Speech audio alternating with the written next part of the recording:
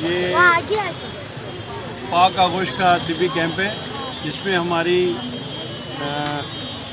Kashmir Tibbia college की पूरी team मौजूद है। उमर भाई हैं, उमेरा हाशमी है, फरजाना है, मलिया है, शगुफ्ता है हमदर्द से, और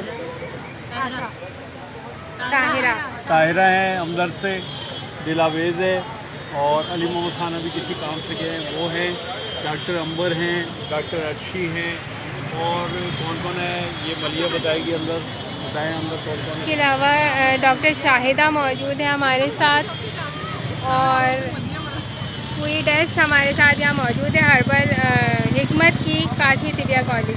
और सबसे ज़्यादा पेशेंट जो है वो हमारे यहाँ हमारे टेबल पे आए हैं ज़्यादा, और लोगों को हमारी दवाएं पसंद आई हैं। बहुत सारी दवाएं हैं, इसमें से बहुत सारी दवाएं काश्मीर तिब्बिया कॉलेज से आई हैं, और ये उनका जो है ना हम दे रहे हैं सबको पर्चा, जिससे जो है ना पता लग रहा है कि दवाएं कहाँ से आई हैं और दोबारा कहाँ से मिल सकती हैं।